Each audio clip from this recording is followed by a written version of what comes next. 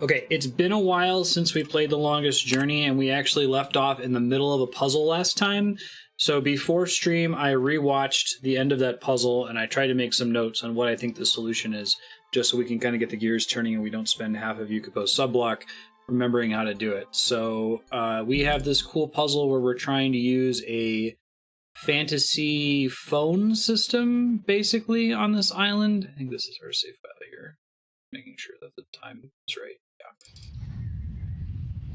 And to use it, we have to specify these different machines. So let me do that here.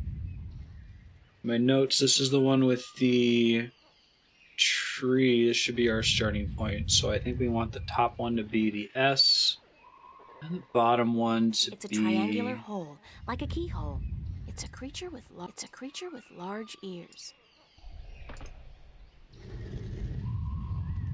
We want the one that kind of looks like a hot spring. Basically telling it where it's talking to and where it's being heard from is the purpose of this puzzle. No, it's no worries. I have to do it with some games. Just kind of comes with the territory.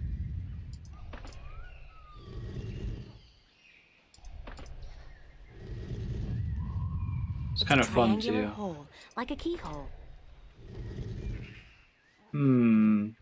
I might have the wrong one. 1 second, sorry.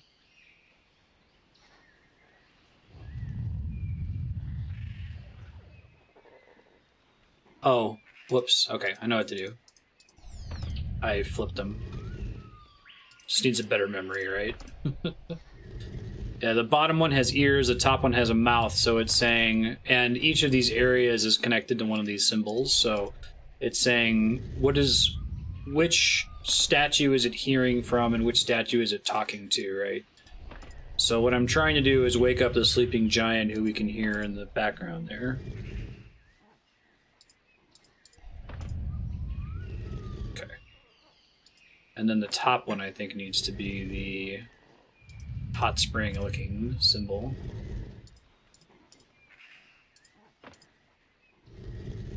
Shelves. There it is. Alright, I'm not crazy. I did watch the right VOD. Okay, perfect. Now let's get out of here, and let's go my notes here.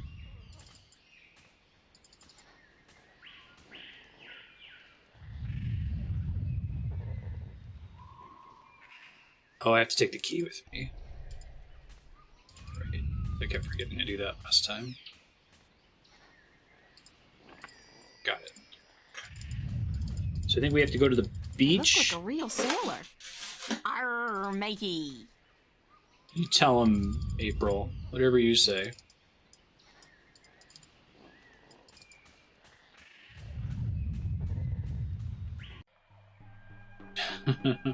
There are tiny tree people everywhere. We're in the magic world right now, so there's all sorts of different fantasy races just about everywhere in the game. There's the crab people that live on this island as well. Yeah, we're basically on Schmucky Schm Island. A large ear. Exactly.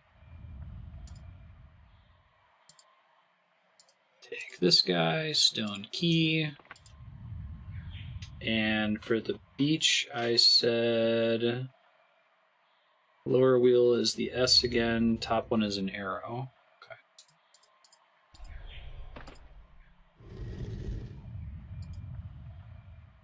Yeah, right. The one they keep talking about as a moron is like a genius. Talks a lot about math. The writing in this game is absolutely phenomenal. I've been pretty impressed with both that and the voice acting and voice direction, especially for 1999.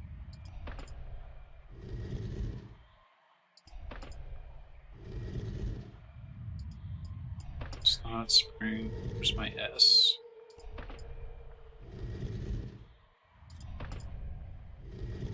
Let me check my notes again here.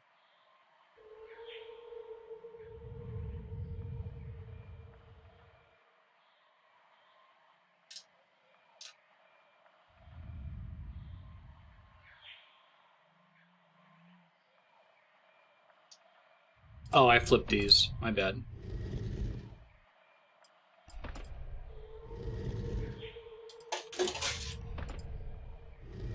Bottom one should be the hot spring. I think the top one's already right. That's where I left off in the puzzle last time. I think we just barely hit time, so I couldn't finish this puzzle before stream wrapped up. And I think I had another game following up after it. Okay. So, yeah, that's the ruins. I confused it with the beach. Or the cliff, rather.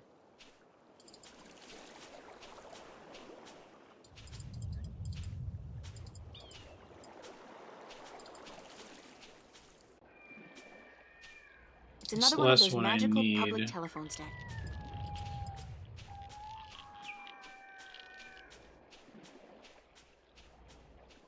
That was my confusion. So this one is S on the bottom, arrow on the top. It's an old fireplace. I'm sure I looted everything here too. Bottom part of the statue depicts a creature with large ears listening. Okay. Bottom is S, top is arrow. I forgot to grab the key. Ah! Okay. Hold on. At least I have the fast forward button. Such an adventure game, 1999 thing to do to you, right? Make you remember to grab it every time. Triangular hole, like a keyhole.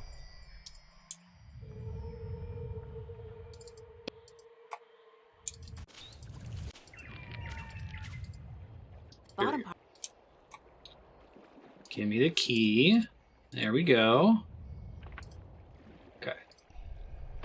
S on the bottom. Yeah, that'd be awesome. I'm already having to do a bunch of shenanigans to get it to work on stream.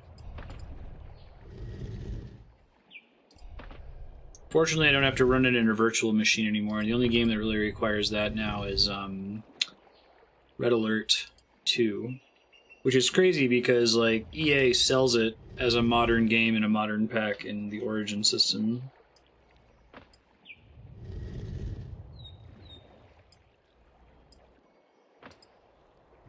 Okay, should be right. Now, let me just double check here.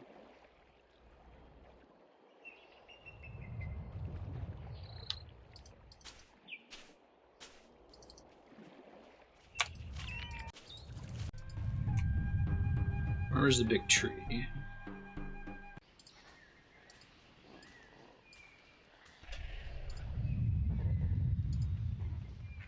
Talk at it. Let me out of here at least. I think I forgot the key again, but I don't think I need it anymore, so it should be fine.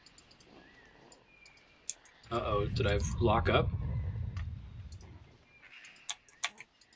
Oh no. No! Not after all that work, I should have saved! Oh, because I think I clicked in it when I was also pressing the talk icon and it froze the game. Okay, it's okay. I should be able to fast forward all of the instructions when I start it over here. And I'll save next time after I do the hard work. Hey, how's it going, Lufex? I think that's the mistake too. This was S Hot Springs.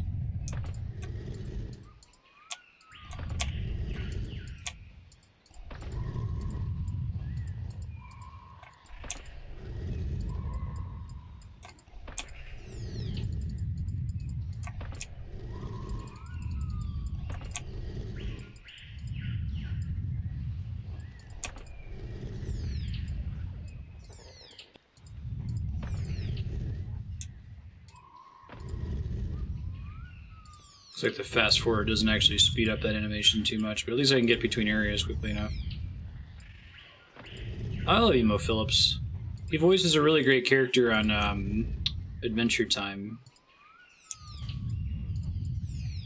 Ooh, he's the guy who talks like this. Oh, I didn't know I could come up here. I didn't even do this last time. Shit. It's a big wooden crossbow, I guess.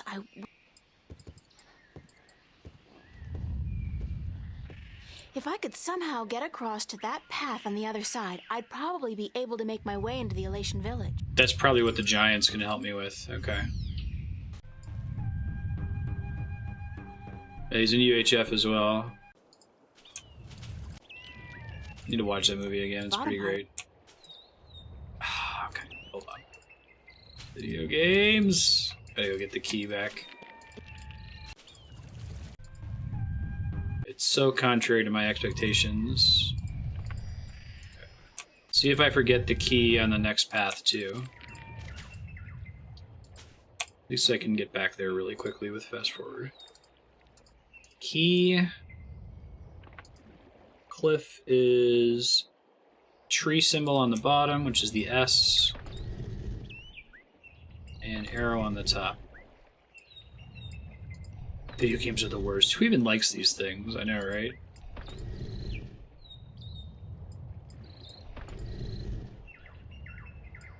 I'm trying to hold the fast forward button to get back to where I was before the game crashed, soft locked. Pretty sure what happened was I selected the mouth option while clicking on the statue, so the game was simultaneously trying to load the talking animation. That should be right. And don't forget the key. Good job.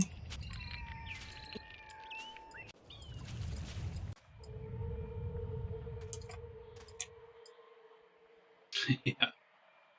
I was talking, there's this nice grandma lady in our Pokemon Go group in Los Alamos. I was telling her about. We already got the hot springs. We get the top right. Telling her about Twitch. She's like, "Don't tell my grandchildren that you can make a living doing that." I was like, "Well, it's about what you'd make part-time at McDonald's, but."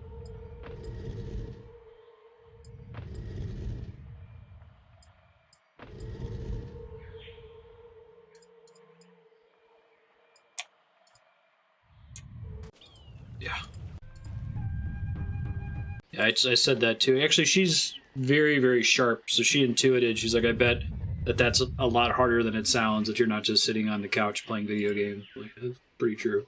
Alright, let's save before I do this. Let's not repeat the mistakes of the past.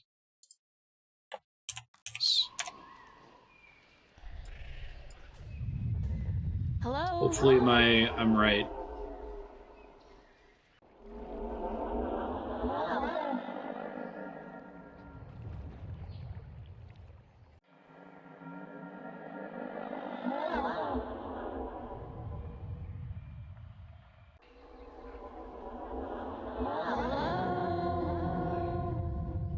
Cool.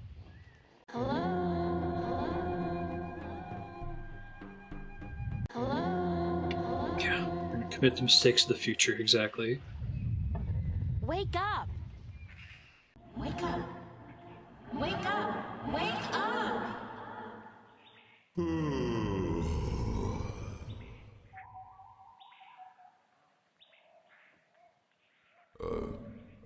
Who'll be there? Krakaholoa. It's me. Hello, Quamon? I'm God. It's your wake-up call, sir.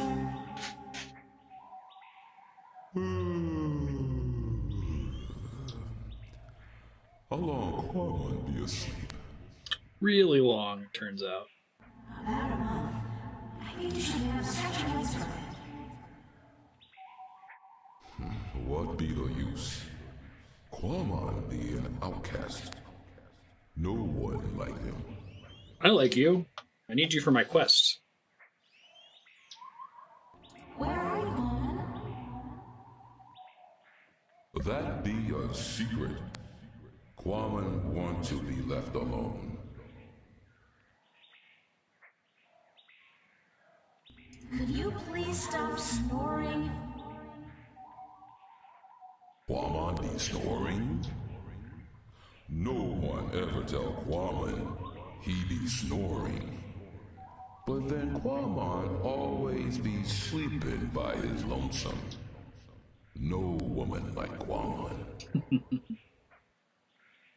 Don't say that about yourself, Mom, and I'm sure that, you know, It's kind of uncomfortable to be discussing this in a public like this.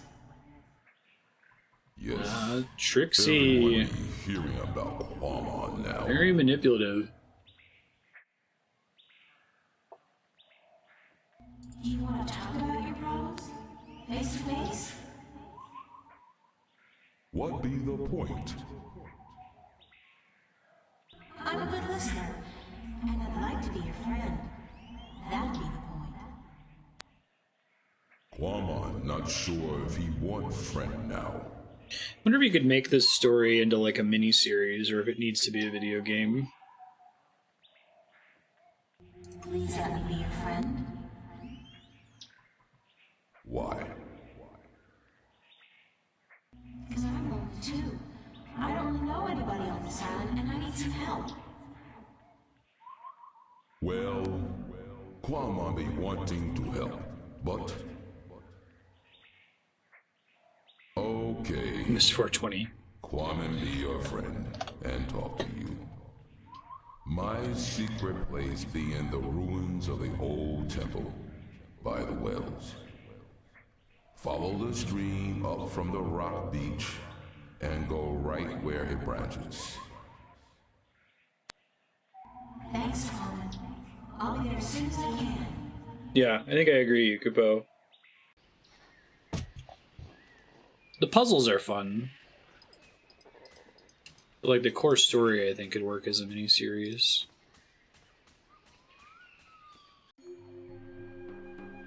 Hey. Oh, he's not that big.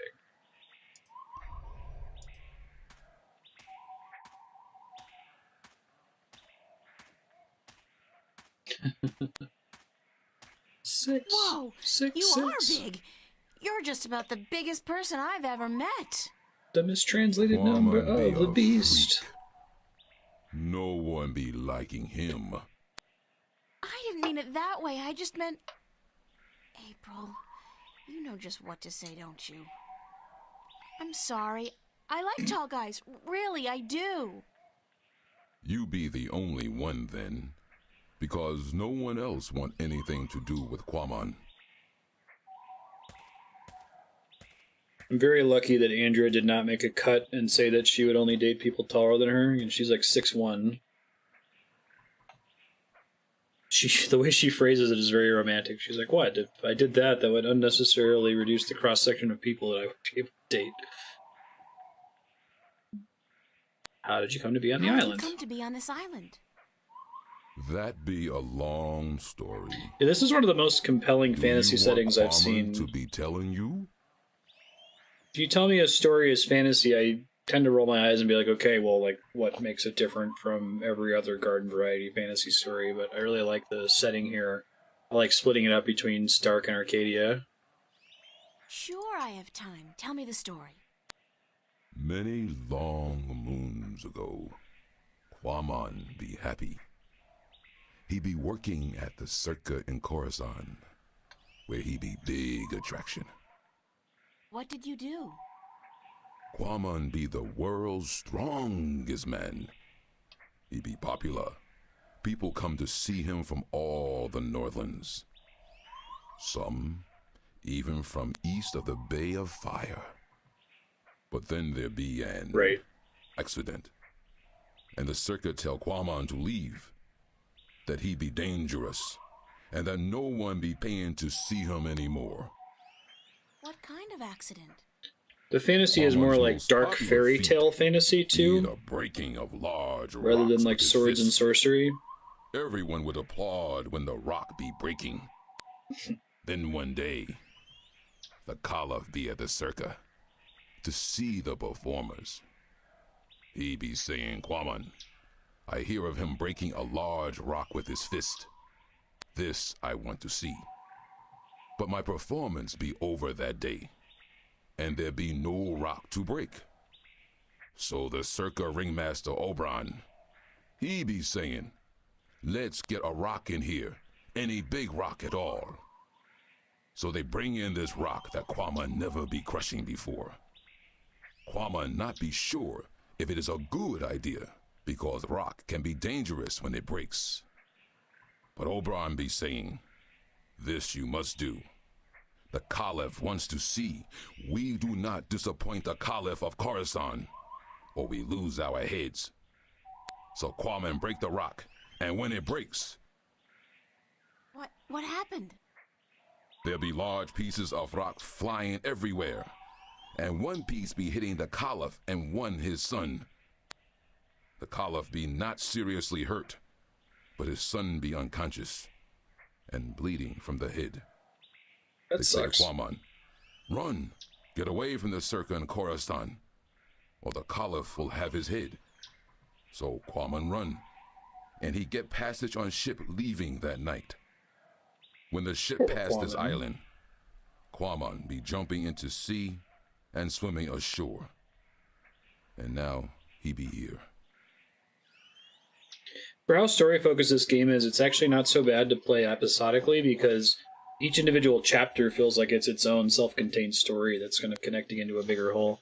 That's part of why I would really think this would be cool if it was a TV miniseries or something. What happened between you and the orlowol? Oh, Quaman be so clumsy, so dangerous. He should not be among people. He be only hurting them. The orlowol be kind, letting Quaman live and fish in their village. But then Quaman be stepping over a young orlowol, almost breaking his shell. These are crap people, the I think. orlowol tell Quaman to leave village, to not come back because he may kill an orlowol. They tell him to go as far away as possible. Quaman be sad because he liked the orlowol, and because Quaman be having the best fishing place in all of Elias. He lose his friends and his food. Poor What do you giant. do now? Quaman fish in these wells here, but the fish that live down there be small and not very tasty. Would you like to move back to the orlowol village? Oh yes, Quaman be wishing that more than anything in the world. I saw an orlowol down by the beach, just outside the village. It seemed to be in pain, but I didn't know what to do. Perhaps if you come along, you can help him out and get back in favor with the orlowol people. Yes, perhaps Quaman can help, even if the orlowol do not want him back. Aw. What a Here nice it is, giant the, fellow. Orlowol? Can you help it? Perhaps Quaman can help. Poor orlowol. It be crying for help. Quaman see what be wrong. The orlowol not shed its shell when time come, and now it be stuck in the shell. Why didn't the other orlowol come to its assistance? Their claws be no good for this work. They be helpless. But Quaman help. Quaman be good with his hands. Quaman be happy. Quaman accept your graceful thanks, sir. Thank you. You be making Quaman very happy. Quaman accept your offer and be grateful to the orlowol people. Thank you very much. What? What did he say? Why did you thank him? Orlowol be inviting Quaman to stay on the cliff above the village, where he can fish again. Quaman be very, very happy now. You understand what it's Yay. saying? Orlowol language be easy to understand. It be just click and clack and clock. I'm so happy for you, Quaman. Go on. Don't let me hold you back. Story hasn't really made me feel like this since the days of Labyrinth and Dark Crystal. The writer of the story has a really good way around cute little, like, fairy tale It's the vignettes Orlowol like that. village. I think he said he was up on this cliff. Hey, there he is. How's it going, buddy? Hey, Quaman, how's the fish biting? With its teeth, but not today. Why's that? Quaman be not certain. The fish always bite Never-ending before, story. but then Quamon be having lure. Now no lure, just bait. I don't think we've had a popular movie or TV series that sort of nails this tone and genre in a long time. The last thing I can remember is stuff like Never-Ending Story in the 90s. Or was that late 80s? What do you need to make a lure? Quamon can make lure with just anything, as long as it be colorful and not get heavy in water. You're a real DIY guy, don't you know? Always be something wrong with Quamon. It was very Jim That Henson. was actually a compliment. Oh.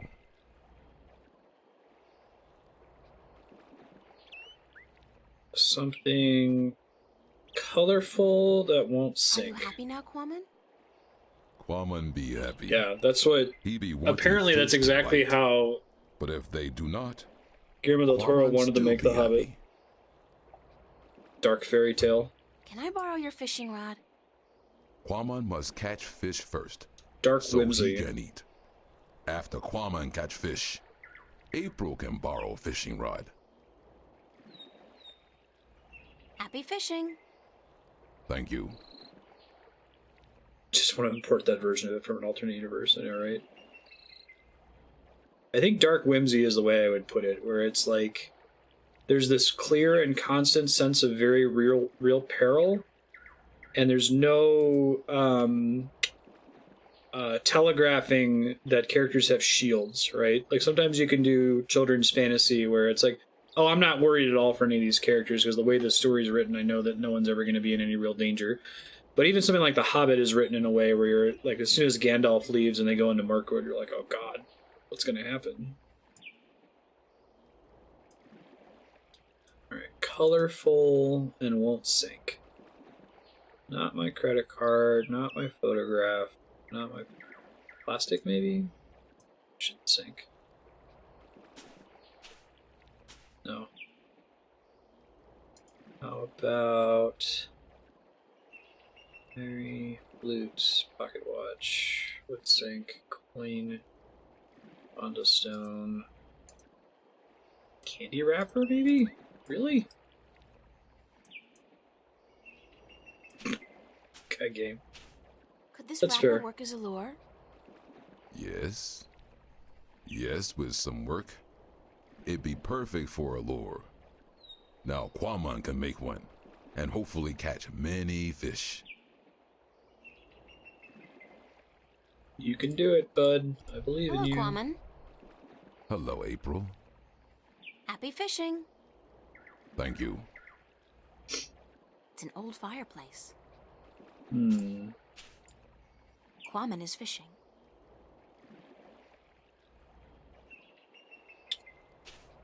So he doesn't say anything new now.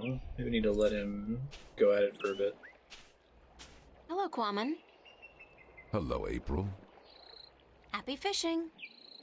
Thank you. Hold on, Ben's inside.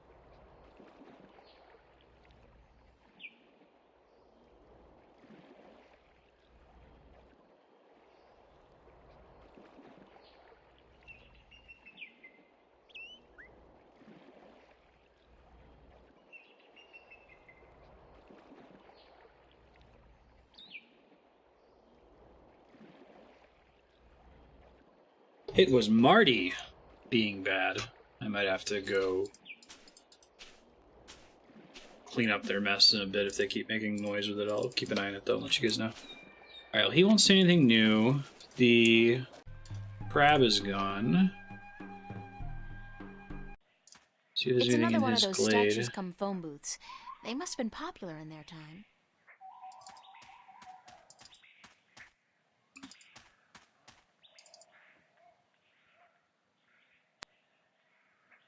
Yeah, organ It's a deep suspended. well with cold, brackish water and some seriously demented albino fish.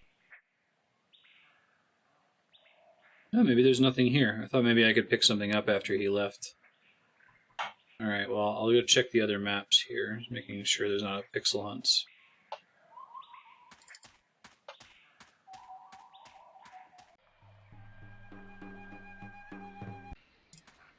Volcano pretty much just had the tree, right? And by the tree, I mean the giant mouth for the resonance. I think I popped in there before. I don't know if it lets me go back in there, though.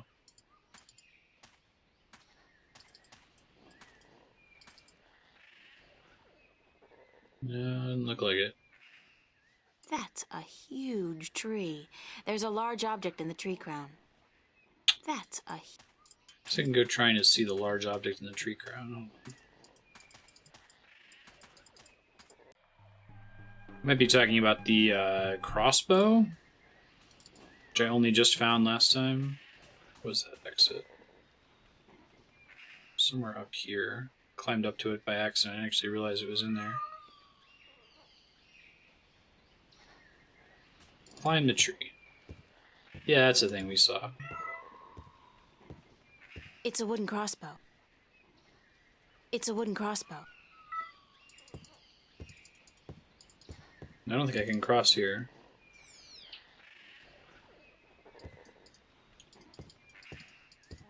If I could somehow get across to that path on the other side, I'd probably be able to make my way into the Alatian village. That's my main quest here, is to make my way into the Alatian village. Alright, I'll try talking to the stick people again. They must be happy that the snoring stopped. That was actually the main part of the quest there. I just got distracted by Quammen. Oh, there you Who go. built that big crossbow in the tree? I did. Well, I thought of it. And these two nincompoops gave a helping twig on the, manual side. So they built it, and you supervised. Yep. But it's not done. There are still a few pieces missing before we can blast off for Lunar.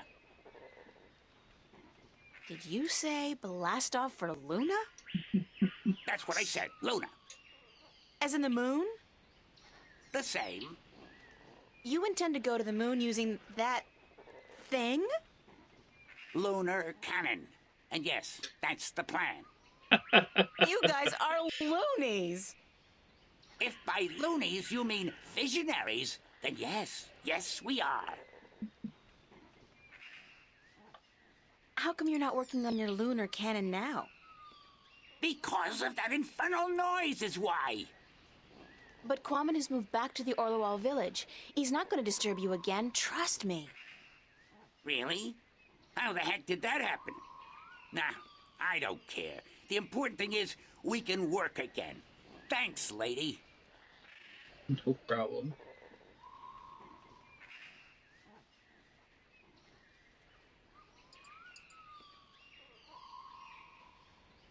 Luna sticks.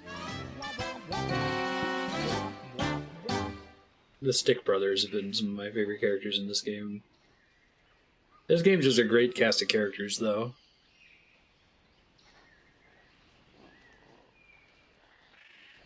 God, I'm gonna fast forward this. Can I not? I can't. Astronauts.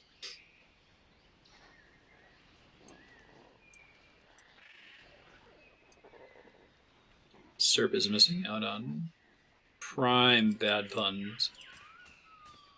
Cream of the crop. Hey guys.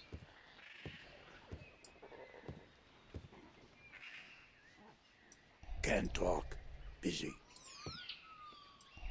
I'd be happy to talk to you later, but I got some fine-tuning to do before I'm done. I think Woody's the one they said was an idiot. He's actually a genius. How's it going? Almost there. Oh, one tiny little problem, though. And that is? We don't have a bowstring for our, Propulsion drive mechanism, Wick. what he said, yeah, we need a bowstring. Something strong and flexible and sinewy. Like what? I don't know, lady. I'm no engineer. I'm just a supervisor. String made from animal guts would be perfect. Yeah, but look at us. Do we look like the kind of stickmen who'd make good hunters? Do you see me going after a gaint beast carrying what? A cone? A dry leaf sharpened to a razor edge? Well, I don't think I have anything for them. But maybe Quammen has new dialogue now since he needed time to fish. Let's go check.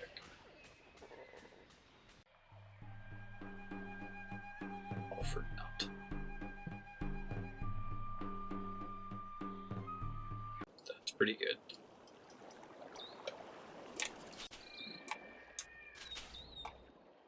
Oh, hey, he is done. Sweet. Yo. Did my lure work okay? It'd be working very good. Quammen catch a large, tasty fish very quickly. April be wanting a taste? No.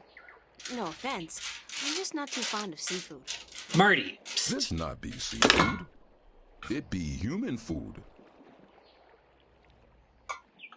It's pretty good, too. What's Quammen gonna be doing now?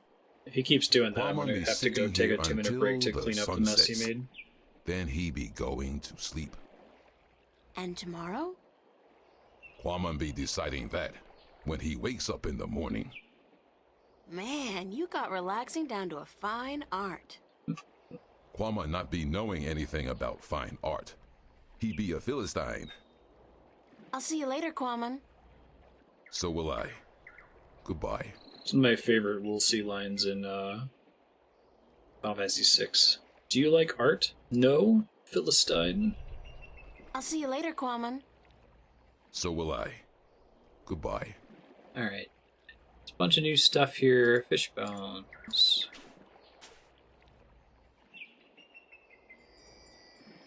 Oh, can I take his fishing rod? I don't figure I'll be needing the rod anytime soon, but I'll borrow the line. Oh, the line is for the crossbow. I understand. Looks like Quammen just had him. So I don't think I'll be needing the rod anytime soon. Like, lady, you are carrying a photograph of an organic plastic leaf. This is an adventure game. What was the adventure game we were playing where we had a crowbar that we threw out? Was it one shot? It's like, of all the items to throw away, do not throw away the crowbar.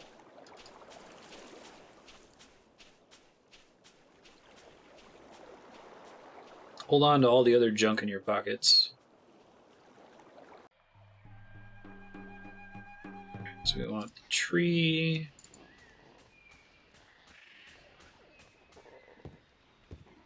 It was kind of played for laughs in that, though, so... Fishing line. It's a long, strong, and flexible fishing line. I borrowed it from Quammen's fishing rod.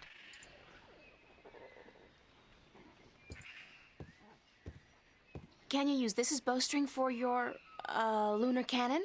Let me see that. Oh yeah, that gonna work good.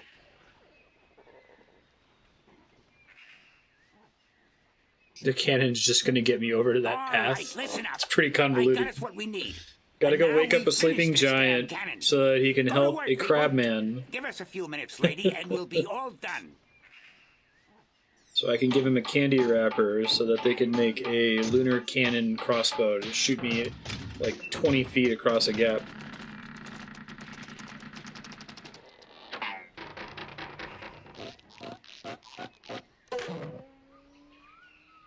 It worked.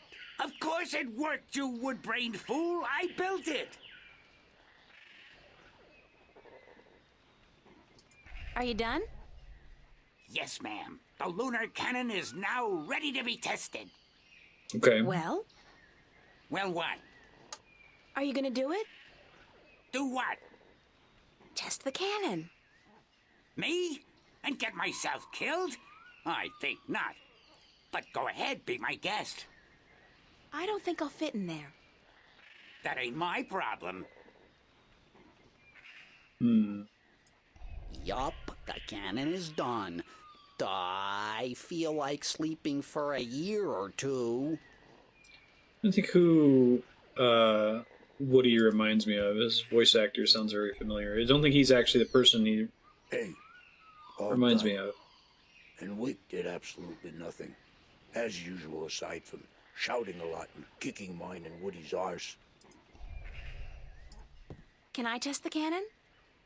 Be my guest.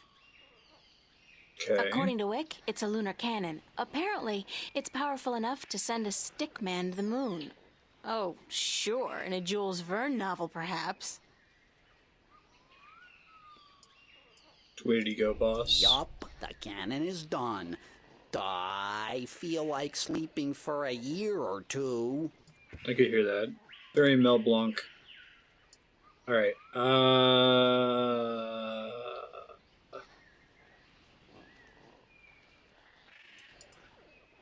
honestly don't know what I would do with it.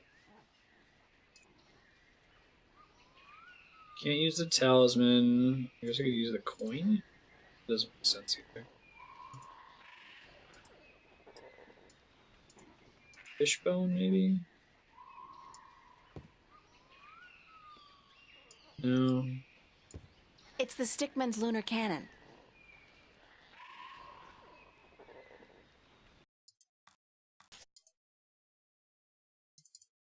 Okay. I have no idea what to do with this. So I guess I'm just gonna explore the island, see if there's anything else that I'm missing. Let's also go talk to Quammen again and see if he has other ideas.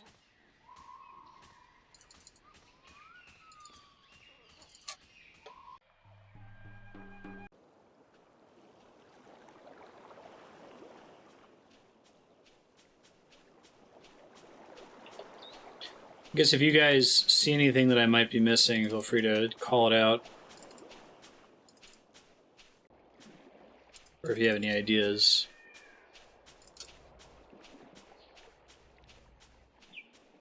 Crab people, crab people.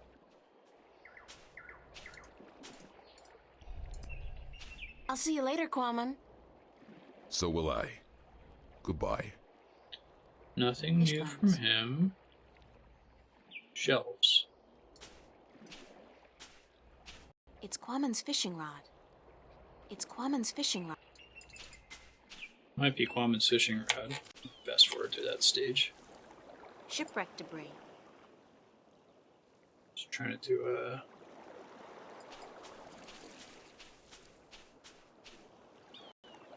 pixel hunt here. What was that? It's teeming with life. See...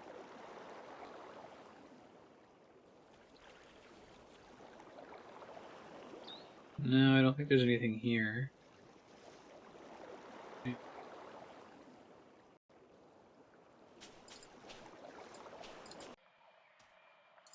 This is just the ruins. I don't think there was anything the ruins here. of an old city. So I can keep going. I guess there's nothing on the western edge of the Dense screen. jungle. Maybe in the cave?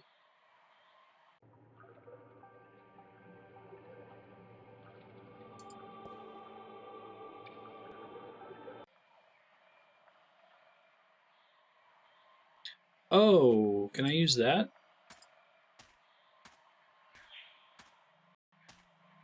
Forgot about tying that rope down.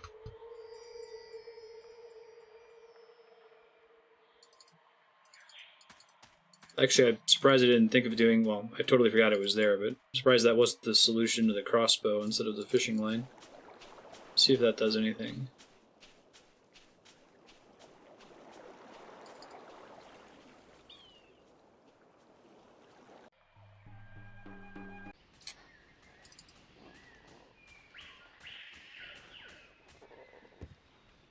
Hey guys, anything you want to do with this rope? It's a long rope.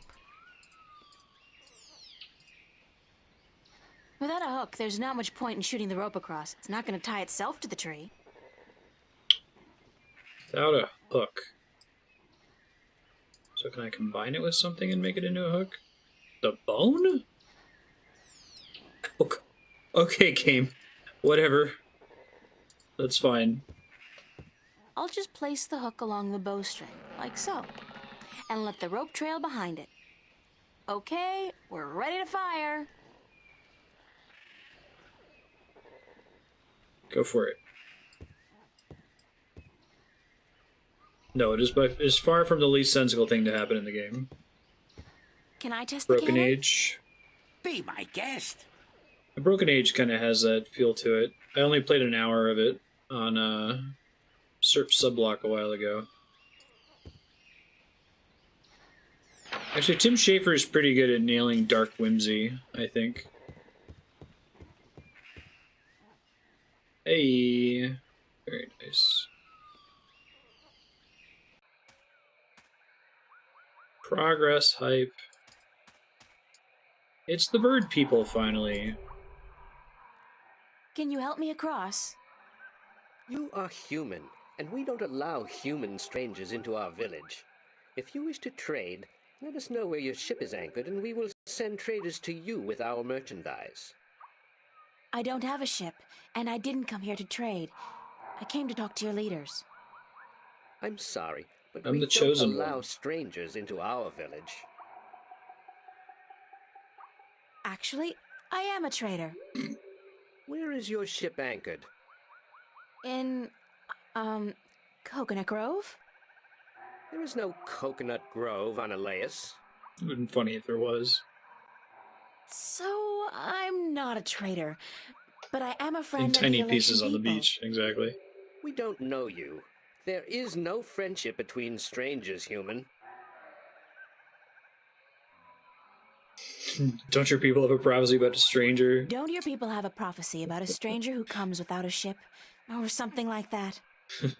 I don't know of any prophecies, human. What kind of prophecies do you know about? We don't tell our stories to strangers. This guy. What's up this road? The Alatian village of Tamar.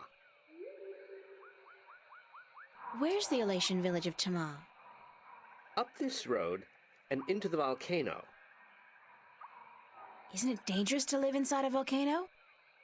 This volcano has not erupted for thousands of years, and the gods protect us. We are safe here. Is there another way to get into the volcano? No, this pass is the only way.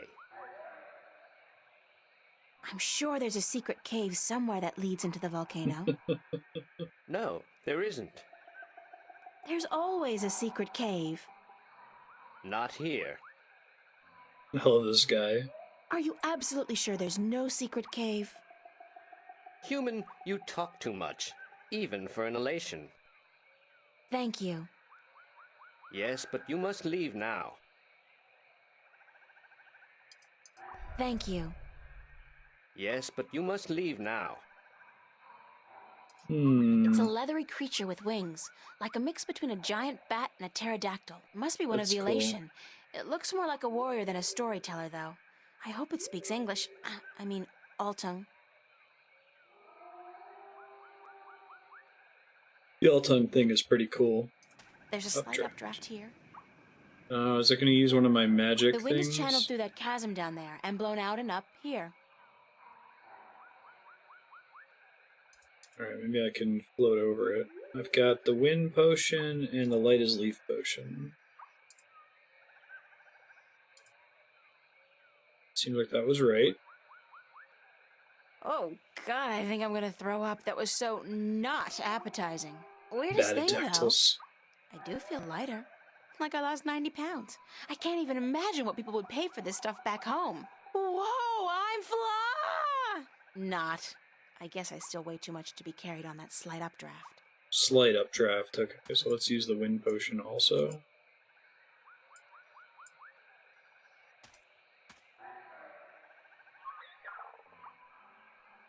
That's the last of it, unfortunately. Ah! Clearing out items at least. Whoa! Worth it. I'm glad they had the updraft there, or I wouldn't You have flew thought across the of chasm. messing with that. You don't have wings, but still, you fly like the Alatian. Believe me, I'm as shocked as you are. Are you the Windbringer? Yes, I am. Yes, I am. This is an exciting day. Remind me again who the Windbringer is. It's said that someone not of the Alatian Thou come among us Sure. to float on the wind like an Alatian, to learn our stories, to bring the wind back to us, and to bring us into a new and happier age. This is like the third race Is that that all? I've fulfilled a I'm prophecy starting to for. forget how simple my The life used to be. mermaid Family, people were pretty friends, cool. grades, boys. No prophecies. Nobody looking to me for salvation. I don't understand, Windbringer. You should speak with our teller up in the city. She'll be wanting to see you, I'm sure. We've waited for the Windbringer for a very long time. The teller? Thanks. No, Windbringer, thank you. I'm gonna save since I soft locked earlier. Extra paranoid about it. Yes.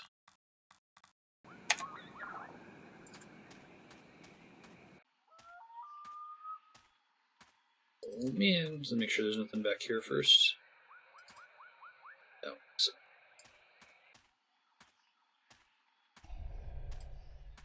Hello. Good day, stranger. What would you hear among the Alatian? I need to speak with the teller. The teller? Go down into the city and you will see the castle. The teller, she keeps to the tower. She's old and her eyes don't take well to the sun. Cool.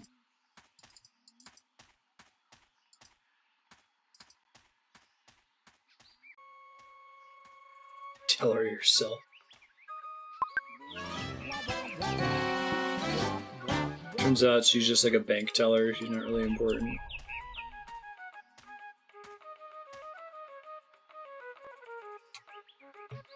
Hi there. What you doing? Playing? Yeah, what are you playing? Nothing. My daddy's in the castle watch. He's allowed to sharpen his claws. Really? My daddy owns a farm. Yeah? Do you have animals there? Sure.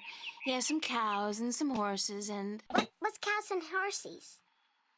Well, cows are big, brown, fat animals with 4 legs and white spots. And they go moo a lot. And horses? Horses are fun to be around. They run really fast and they can jump over tall fences and they look beautiful and graceful. But the best thing about horses is that you can ride them. I can run fast, too. But I can't fly yet. My wings aren't fully formed. When I grow up, I'll fly far away and see everything. I'll go see our horses. Heck yeah. That would be nice. My name's April. What's yours? Saina, will you be my friend, April? Of course, Saina, as long as you promise to be my friend. I promise. Aw. Today I took Cammie past a pet shop and they had a zebra in the window, and she pointed at it and she said, "Horse, moo." And I was like, I see how you arrived at that. You're wrong, but given the information that you have, I can see why you said that. Do you know where the teller lives? Over there in the castle tower. My daddy's watching the entrance so that only nice people can get in. Children are Do you fiercely think he'll let rational. me in? I don't know if you're nice, but you have to ask my daddy. Where are the other children in your village? Black and white they're in spots like school a cow, but it's Then clearly why aren't you shaped in like a school? horse. Because I'm ahead of everyone else. I'm really smart, you know. I'm the only youngling to have learned the first tale this soon. So some days, I get to do what I want. It's a little boring, though. I wish I was in school. At least there I could sing and play and jump around with all the other children. Why don't you go to school anyway? Because they say I would just distract the other children who are still learning their first tales.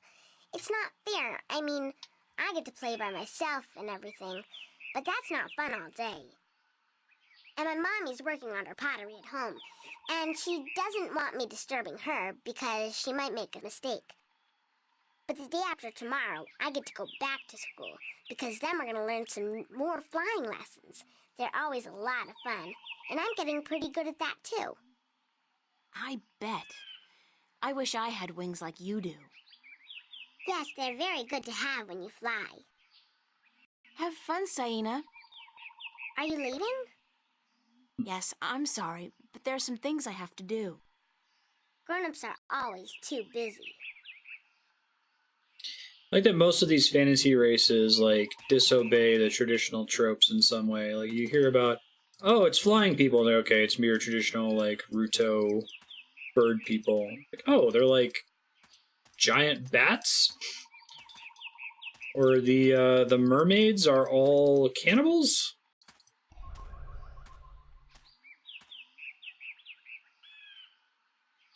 Be careful, don't come too close. I'm almost done with this pot.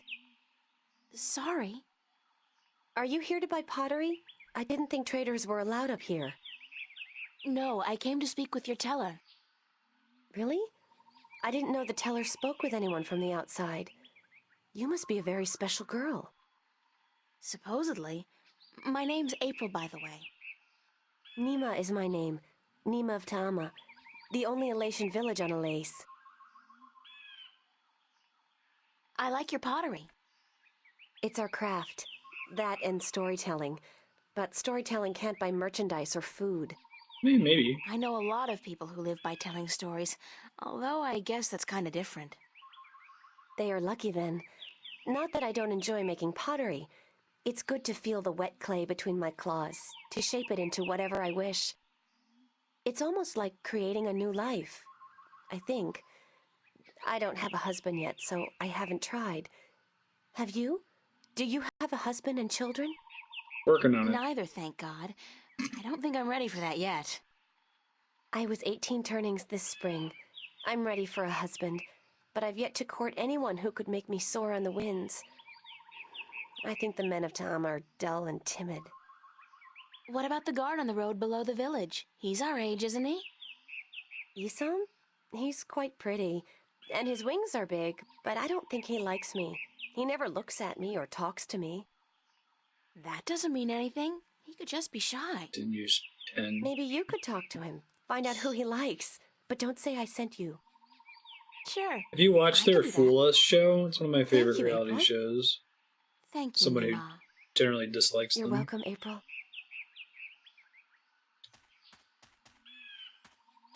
Alright, Marty is still messing with this thing that he's making a mess of in the living room, so I gotta go take care of that real quick. I'm gonna pause the clock. I'll be back in about 2 minutes. Halt. See you guys in a sec. Who would visit the teller? Next time she gets an option. Here we go.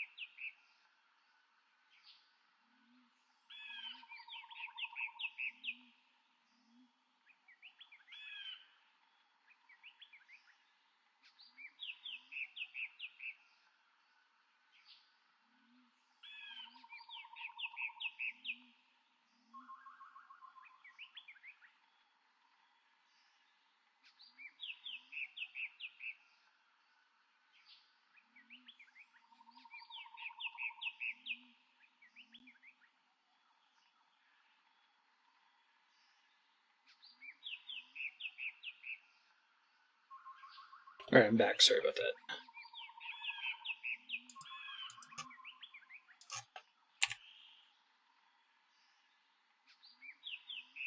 I'm the Windbringer. The Windbringer? That's me. You are not the Windbringer. Are you? Oh, I am. How else would I have been able to get up here? I am the Windbringer. If so, you must prove that you are of the Alatian. There are 4 tales from the 4 corners of the world that you must know by heart. They are the tale of winds, the tale of stars, the tale of sea, and the tale of homecoming. It's a Futurama bit about, I like, will reciting ask the you one oath from question memory. each tale, and you must answer each correctly, or you cannot be the Windbringer. Are you ready? These my assassins getting what's coming to him.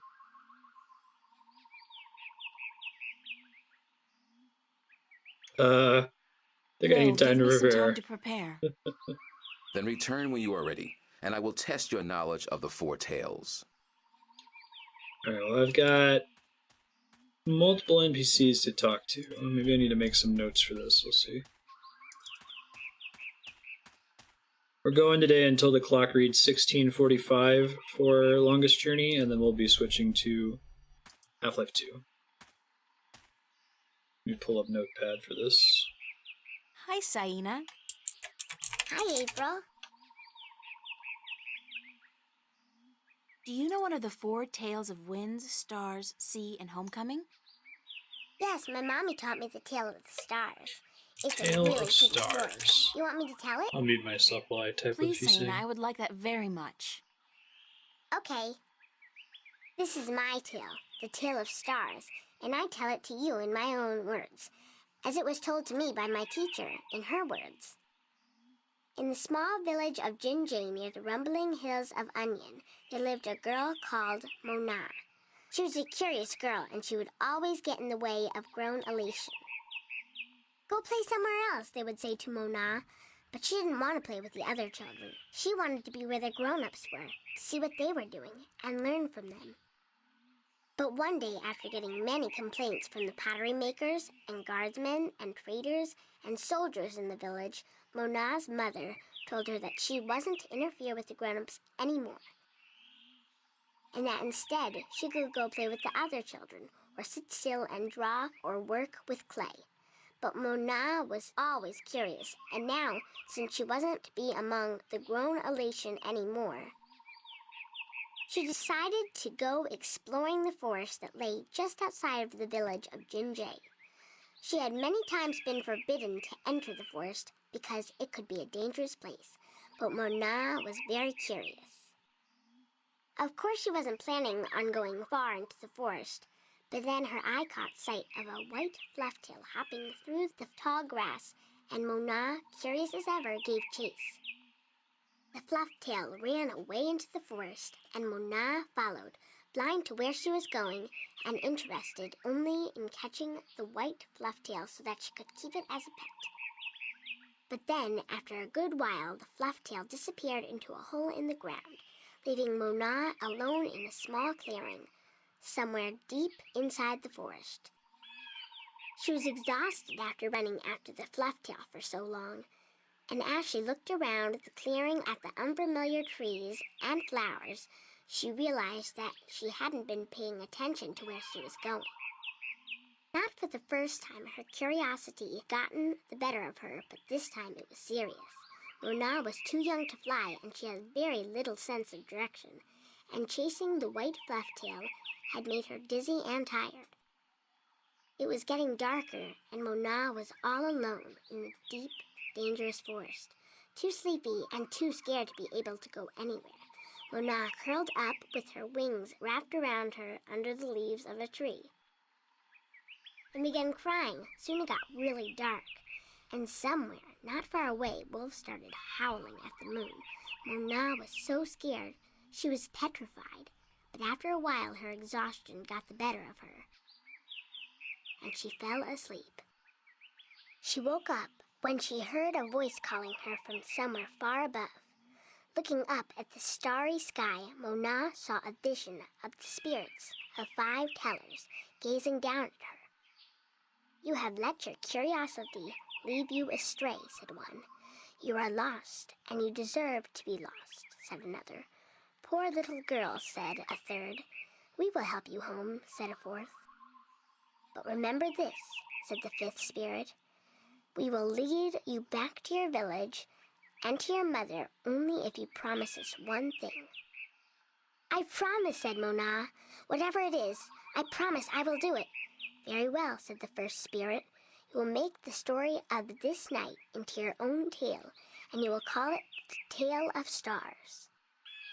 It will be a tale to warn the curious to be careful, continued the third spirit, and to not let their curiosity get the better of them.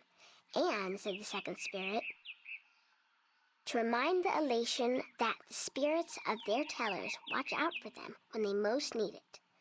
And so the spirits of the 5 tellers guided Mona through the forest, and by dawn she was home. And Mona did tell her tale, the Tale of Stars, to everyone in the village, so that everyone would remember that the curious must be cautious, and that the spirits of the tellers are always watching. This was my tale, the Tale of Stars, and I told it in my own words as my teacher did to me. That was a beautiful tale, Saina. That was super cool. Thank you. I typed most of it Bye, up, which is Saina. probably unnecessary. You're leaving I'm again? suddenly worried that it's I just wish going to you be an could event stay. flag. Me too, Saina, believe me. Man, the writer/writers of this game, I just don't know how they pull that stuff off. Like, that really sounds like that's a story from a culture that was passed down over multiple iterations, like an Aesop's fable. I don't know how you just come up with that out of whole cloth. You can even just come up with, they, tell a story that's a warning against curiosity, but the specific way she presented it, the opening and ending ritual, like, this game is full of cute little things like that.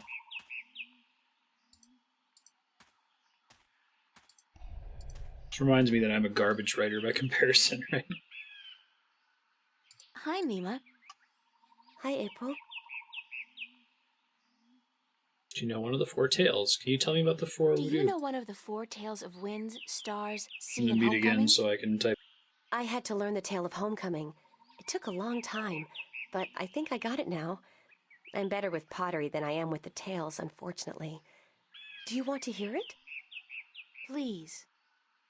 Very well.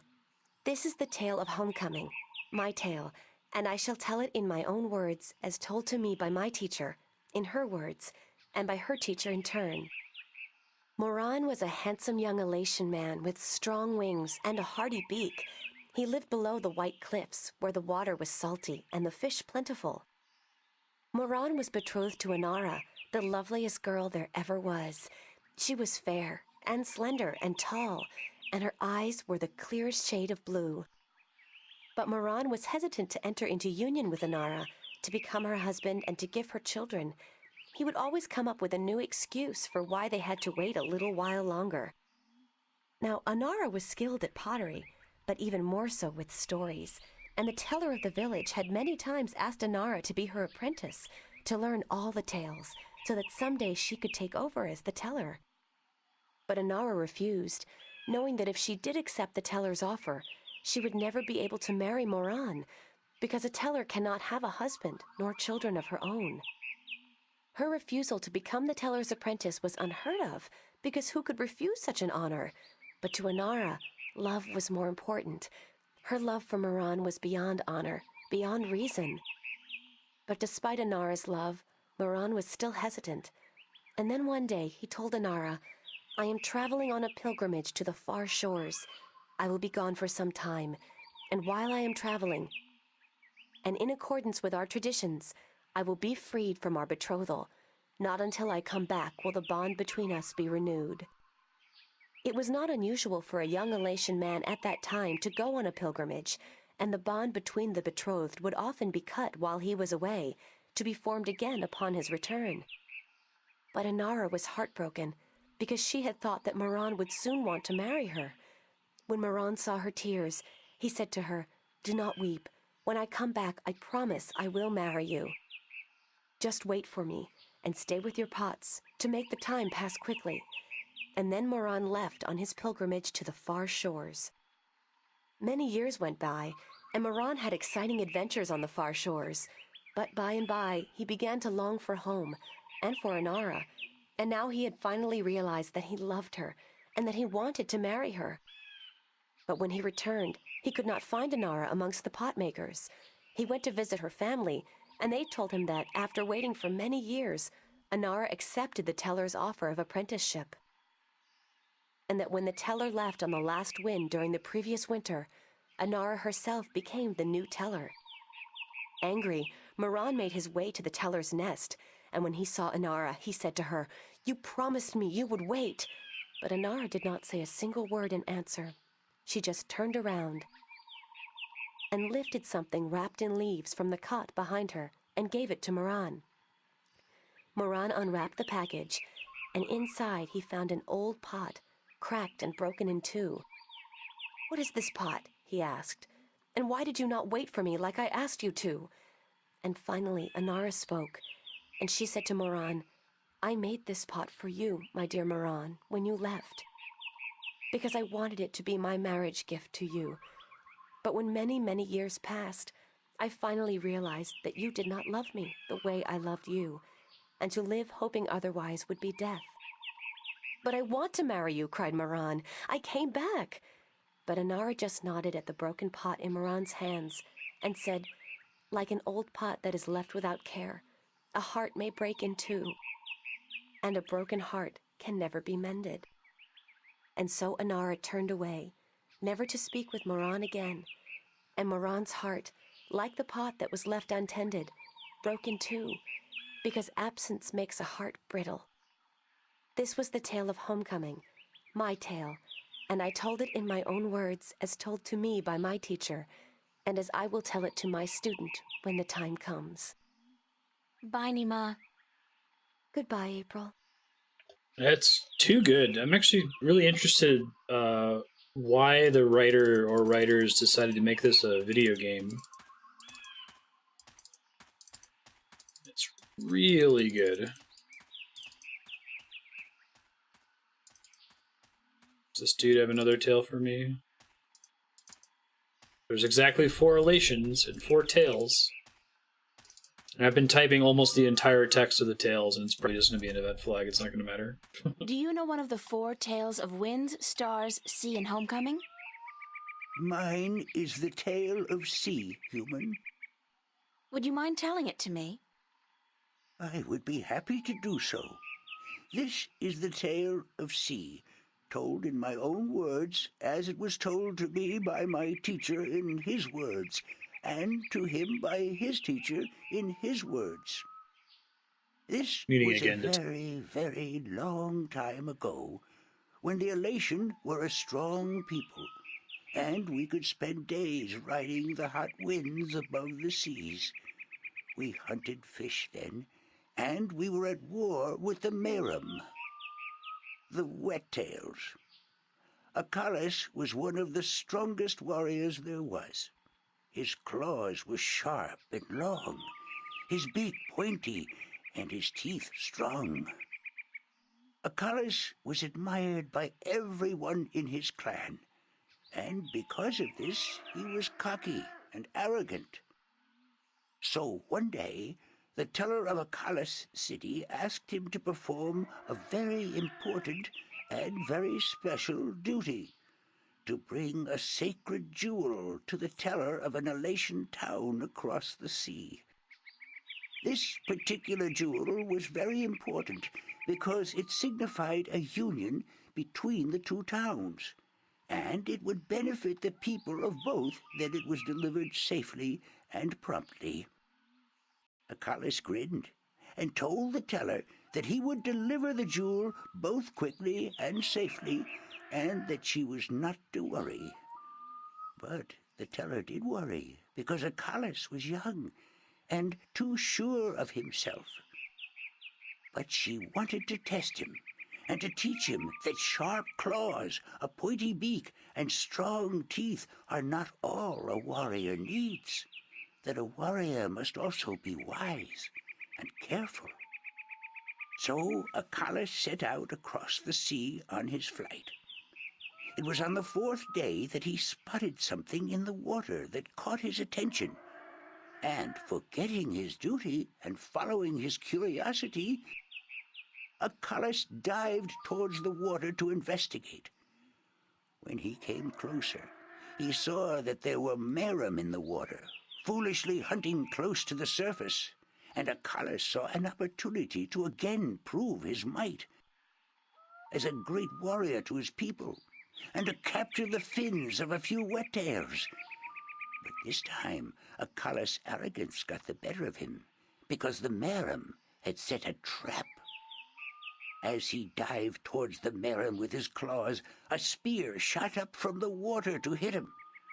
Acalus struck the water and dropped the jewel he was carrying, and it was all he could do not to drown. Acalus was bleeding, and the Merum were grabbing onto his wings and his legs, but he fought bravely, and finally he managed to escape.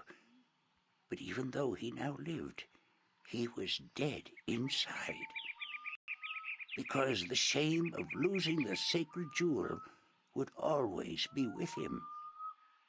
Acalus could not return to his village, because he had neglected his duty to his teller and to his people, and so he went away to a small island where he could be alone. To himself and his people, Acalus now became the Lost One. He who had been on a sacred mission, but had failed in his arrogance. A year passed, and one day Acalus met with human traders from a ship that came close to his island. From the traders, Acalus heard speak of a hideous creature that lived in the sea, the orlowol. The orlowol was said to have a third eye, like a jewel, and that this eye pulled hapless sailors into its deadly 8-armed grasp. Acalus knew immediately that the orlowol's third eye had to be the jewel that he lost in the sea a year ago, and he now saw the opportunity to redeem himself. But Alatian were not used to water, and the thought of submerging himself in the cold, harsh ocean chilled Acalus to his heart. But he was the Lost One, and if in his death he could at the very least redeem himself, to his own heart then it would be worth it. So Acalus fashioned himself a spear, because in the water his claws and his beak would be too slow, and he flew out to where the orlowol was last seen. And then Acalus dived into the sea. The dark water closed in on him, and his wings and legs went numb. But still Acalus kept pushing down until he saw the lair of the orlowol. Spotting Acalus, the orlowol attacked, and Acalus saw the monster's third eye, his sacred jewel, shining bright in the darkness, and his heart was filled with a sense of duty and courage that he had never felt before. But as he began fighting the 8-armed monster, Acalus realized that if he were to fight like he usually did, he would not stand a chance. He would have to think differently. And so Acalus tricked the orlowol into following him through a tight chasm where the monster got stuck. And then he swam above it, and using his spear, tipped a rock on top of the orlowol. Swimming back down again, the orlowol was flailing helplessly. Now, almost out of air, Acalus took the sacred jewel from the orlowol's head and swam back up. Finally, Acalus could deliver the sacred jewel to the town across the sea, and upon returning to his village, he went to the teller, bowed his head, and said, "Forgive me, teller, for in my arrogance I thought I could do everything. But I could not, and I became the Lost One because of it." "You were lost," said the teller, "but you are no more. Because now you see the limits of your own strength, and you will know that a warrior must be careful and wise, in addition to being strong and fierce." This was the tale of C, and I told it in my own words, as told to me by my teacher. Getting a court reporter typing workout here. Ragnar Tornquist was born in 1970 in Norway. He studied art history and English at St. Clair's, Oxford from 87 to 89. From 89 to 90, he studied philosophy and English at the University of Oslo. From 90 to 93, he attended the undergraduate film and television department at the New York University Tisch School of Arts. Yeah, anyway, my mind is blown by how well these are all written and how there's a different voice in every area. That's something that gets me creatively, is that I kind of catch myself using the same voice for everything, or depending too much on, you know, real world allegory or real world stories.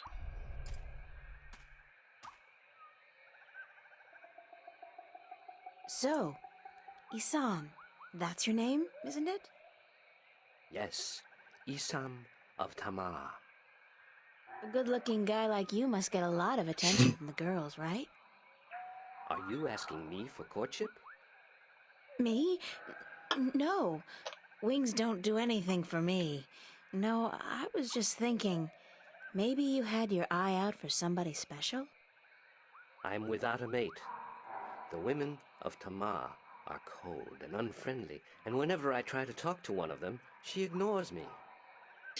Huh. Even Neema? Matchmaker. Neema? No, she's too pretty for me. Aww. She won't appreciate my attention. This is like high school. Trust me, Isam.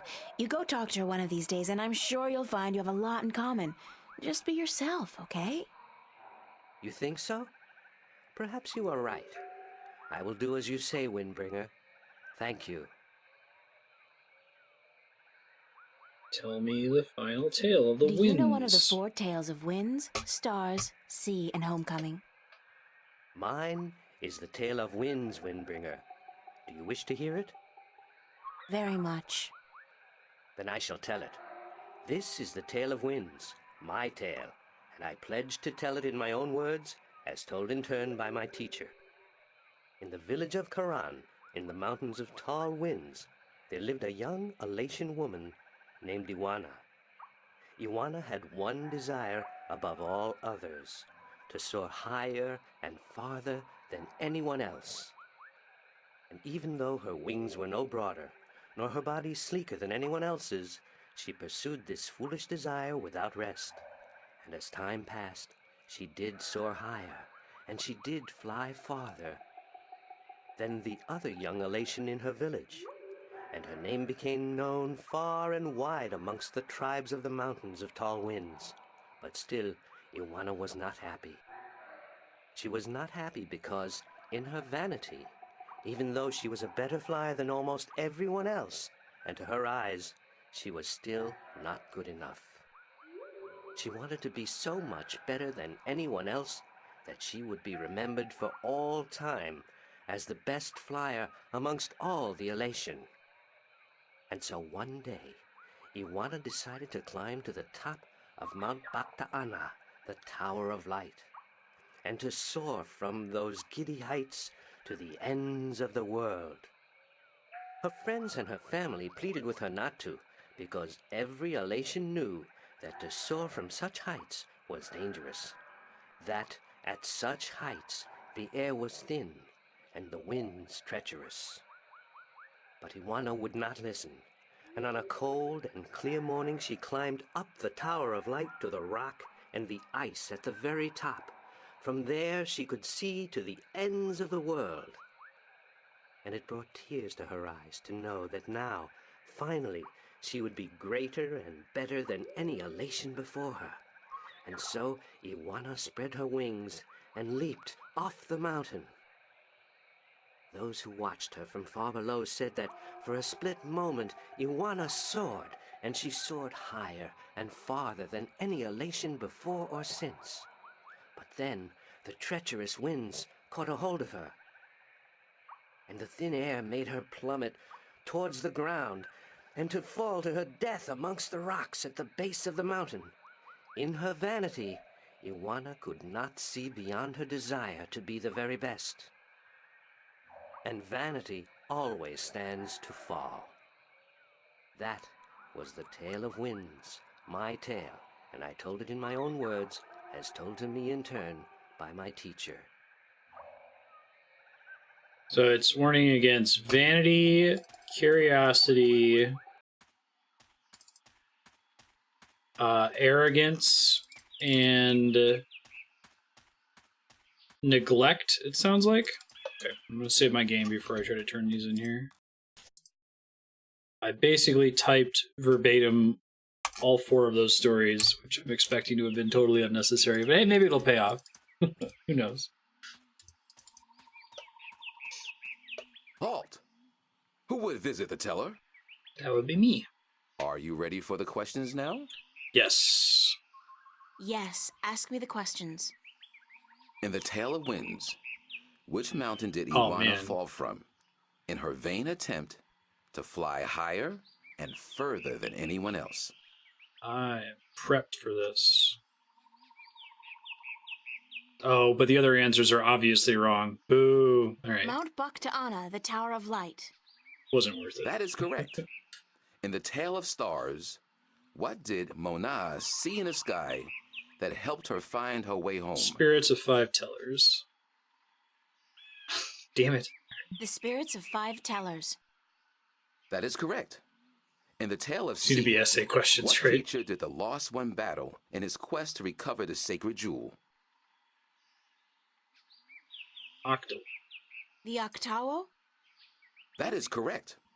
My final question to you is this. In the Tale of Homecoming, what was given to Moran by his teller when he returned from his pilgrimage? A pot. A broken pot, to teach him that absence may break a heart in two. Let me see how many characters I typed. You have correctly answered all my questions, WordPad. and so have proven your knowledge of the 4 tales. You are the Windbringer.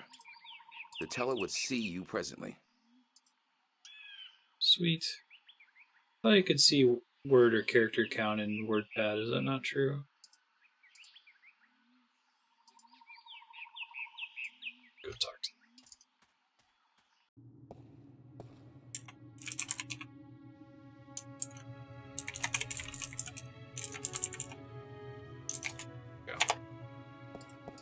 Come closer, human. Can do. Closer. I cannot see your face. I'm working on it, blind lady. Closer still. Come sit here by me.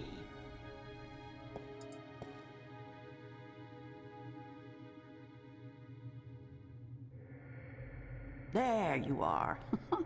You see, my eyes are not what they used to be. Ages ago, I could spot a ladybug crawling up a straw of grass from 15 tree lengths up. Now, I have a hard time seeing my supper. But my ears, balance be praised, my ears, they are as good as ever. I could hear you outside, learning the tales my children tell. You are a good listener and a fast learner. They were interesting stories, and your people told them well. That is what we do. The Alatian are the keepers of the tales, and I am their teller, the one who must know all the tales told since the day we came to this world. How can you do that? How can you remember every story ever told?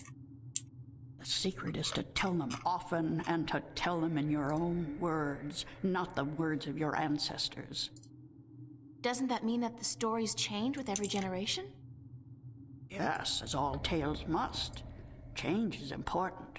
Otherwise, the tales will have no meaning to us. They will just be words.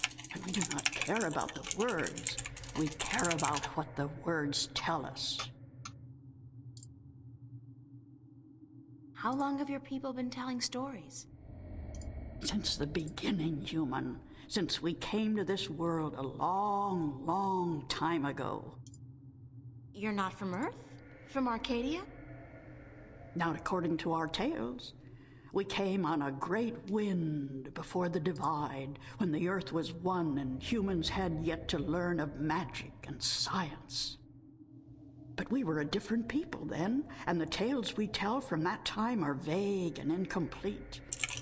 Like myths and legends, the younger Alatian pay little attention to these tales. Sometimes I worry they will be lost with me, these tales, and I am getting old, very old.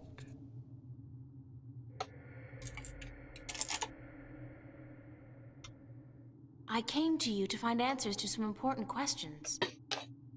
ask, and I will try my best to answer. Oh, whoops, I forgot. I didn't realize I was off mute. Sorry, the typing was loud.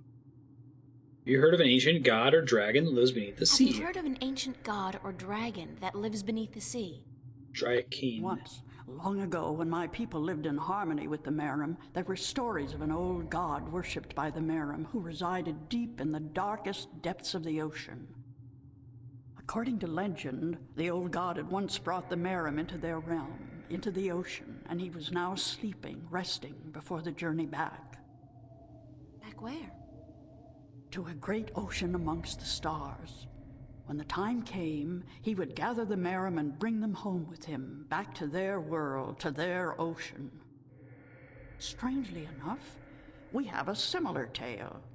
It is said that the great wind that brought us here will someday return to bring us back to a place where we can soar forever on warm winds.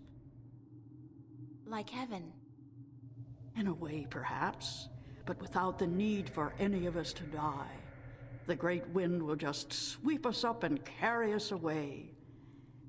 Every evening before I go to sleep, I recite this tale to myself. It is a comforting one.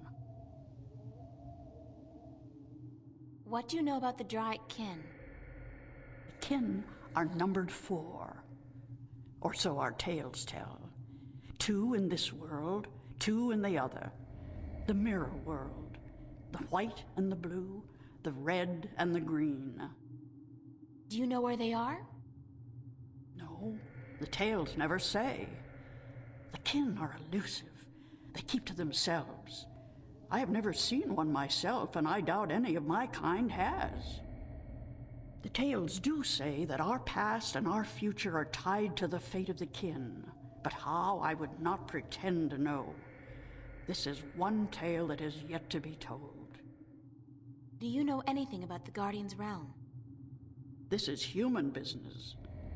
Would you not know more than I? Your people are the keepers of the tales.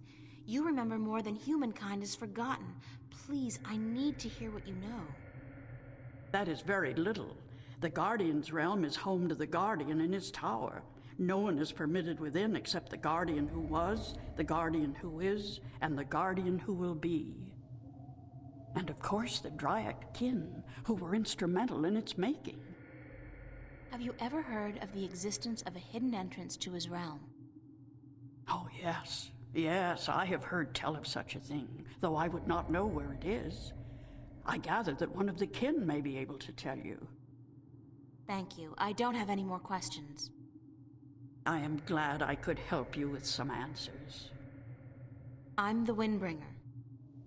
I know you are. It's strange to me to hear those words spoken. I did not think they would be in my lifetime. But here you are, standing in front of me as real as the sky is blue.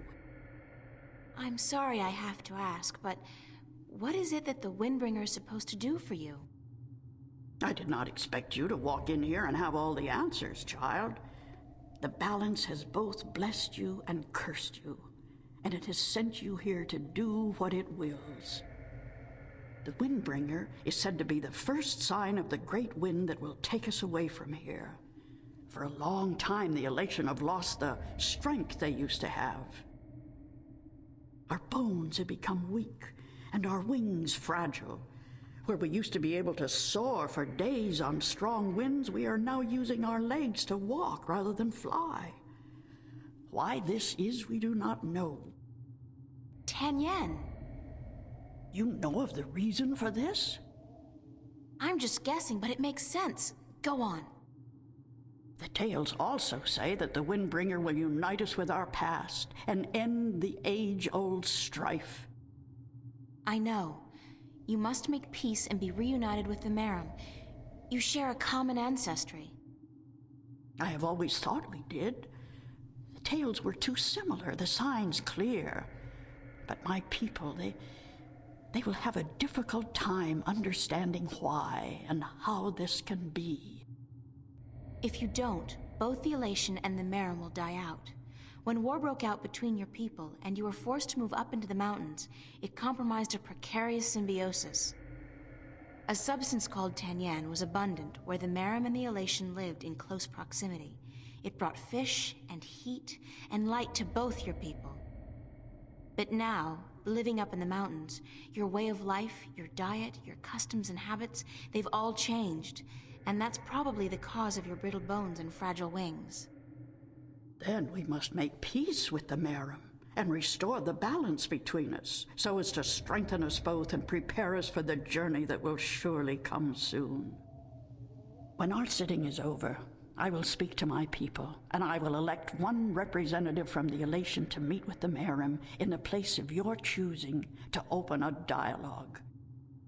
I guess it's time for you to talk to your people and for me to make arrangements with the Merim. Where do you wish for our meeting to take place, Windbringer? You want me to decide? Well, I know. Send your ambassador down to the ancient caves by the beach. Inside, there are remnants of an old Alatian settlement and a Merim city. It's a good place for your two people to meet, don't you think? Yes. And could you ask if they would bring their half of the stone? The stone? You have the other half? We have held on to it for centuries, knowing that someday it would be of use to the Windbringer. It will, trust me. Then we must make haste and arrangements. It is an important day, so let us not waste light. Go and wait for my ambassador in the caves. Alright, we're back. And it seems to only ever apply to words that are spelled starting with a WH, It's like what? amazing. Cool This whip. place is so beautiful, and the scent of sea and rock and nest. This scent is of home. This was home a long, Nicer. long time ago, according to the tales. We lived in peace with the Wet-tail, with the Merim back then. Now you'll be able to live in peace again. And with the Tanyan bringing fish to your doorstep, you'll be able to eat well and restore strength to your bones. Soon you might even be able to soar on the winds for days like you used to do. Creative stress, right? I hope you are right, Windbringer. It's the And I hope that Ecclesiastes line. the Merim Ecclesiastes will 1:1. see the sense in it too. They are coming, are they not? They said they would. Hush! I hear something.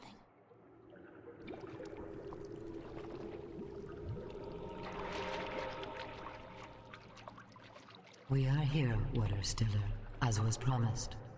Good. Now, as representatives of your respective peoples, you, the Queen of a Merim city, and you, guard to the Alatian Teller, must fulfill the prophecy and join the two parts of the one stone. We hope that our peoples may be joined 1-9. again, Alatian, and that we may live in peace and prosper. As do we, Merim, and we pledge to do all we can for this to happen. Whoa! Look at those graphics! Batwing and creepy, The stone is now whole, Windbringer, and the Alatian and the Merim will once again be as one. mermaid You may take it claw with you. thing. Thank you. The both of you. Hey, I got my Come now, magic people, rock. And we will take you to our sleeping god.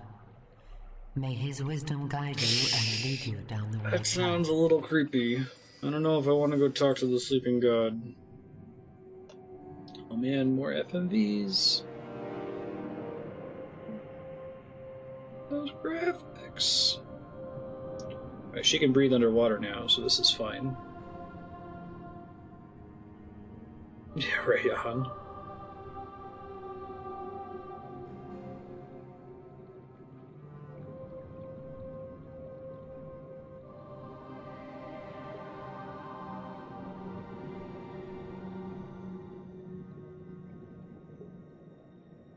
This is just a wee bit spoopy.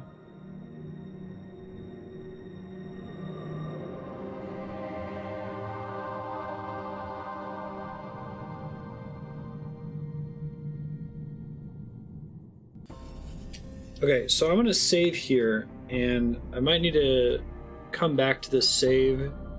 We have about 7 minutes left. So in case it runs long, I'll cut and we'll reload from this save and skip whatever beating dialogue we got to. Start here. The sand is covering something.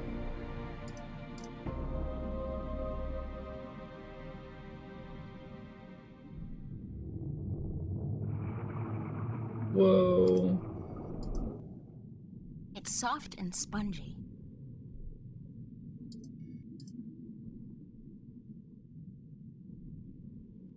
Feels more like a shell than a rock. I don't think it's a rock. I think it's alive. Oof. Is that a face that I'm looking at there? Like its eyeball?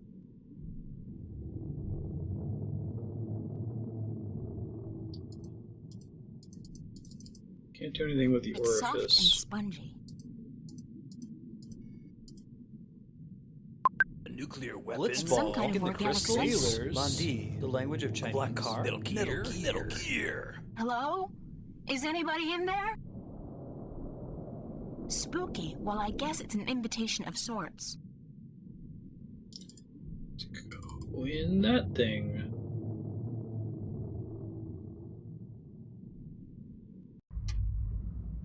There's air in here.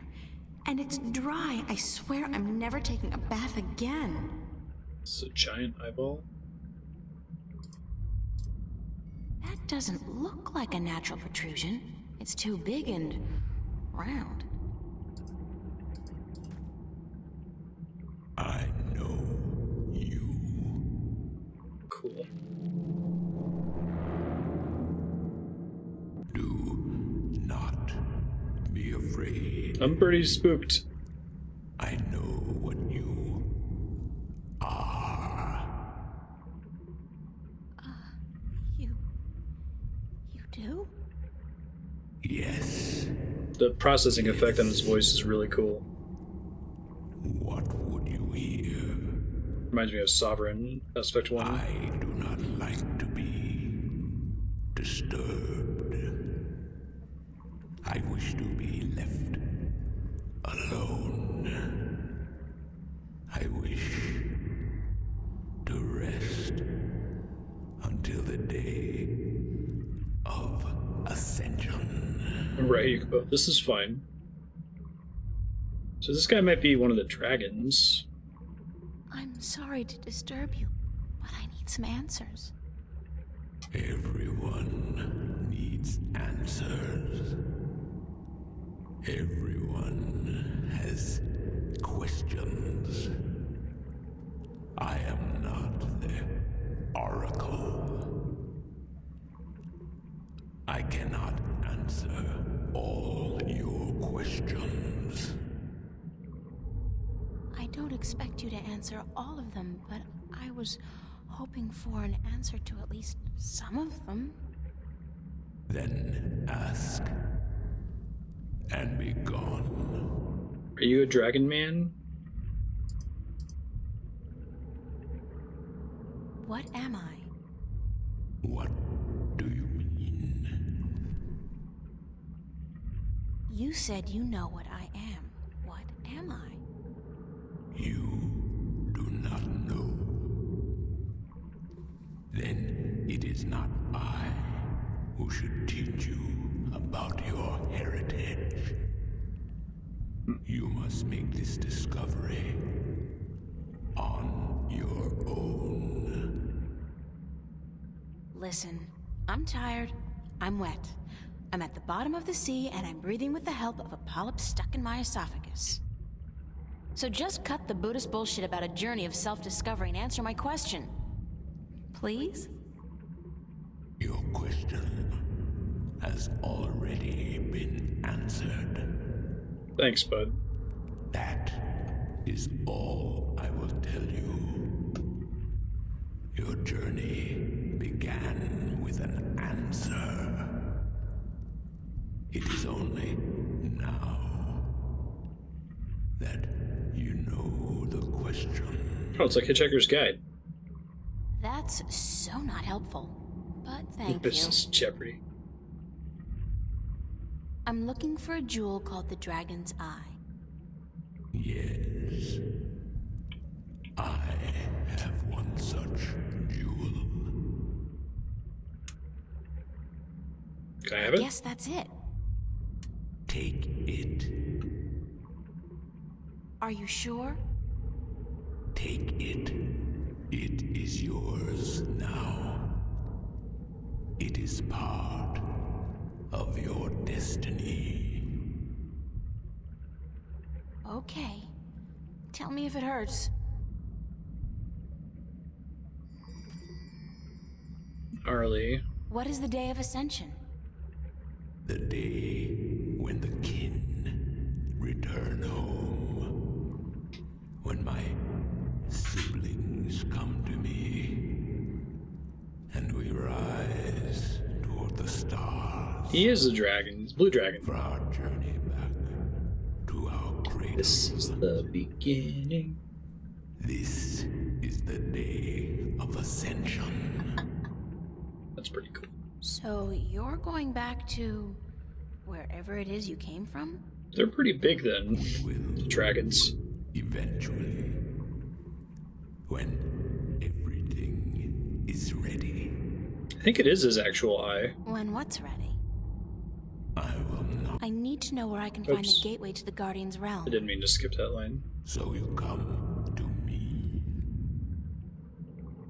They told me, well, they as in the few people who could tell me anything at all, they told me that if anyone would know, it'd be you. I know. When the earth was divided. Oh, I see. Take the giant eye with you. I think that's the jewel. Where the tower was built. But it's moved, hasn't it? That spot. When Stark and Arcadia were created, that spot moved somewhere else. Into the sky. Amongst the stars. We'll go over by a couple of minutes here just to see But if we can where? get to a save point. I knew you were coming. Your journey has not been a quiet one. Hasn't been a short one either. Even down here, I could hear you. Tell you what. I speak with the dark people. They are my messengers.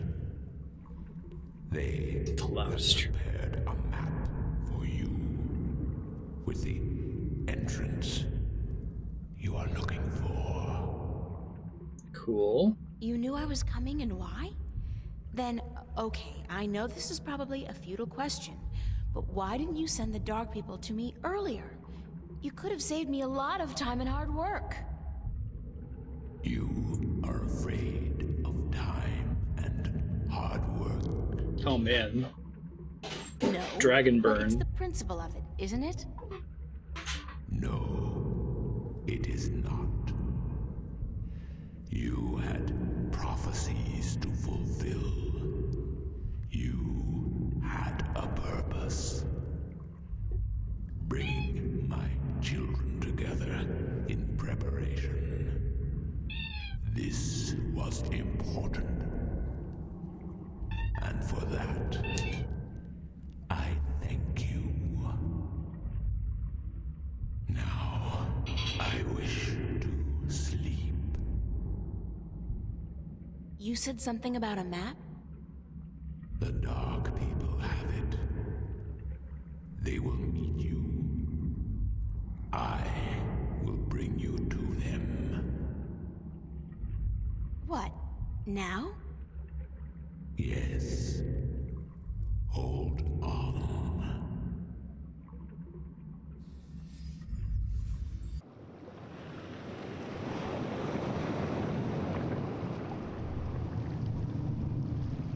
Whoa, graphics.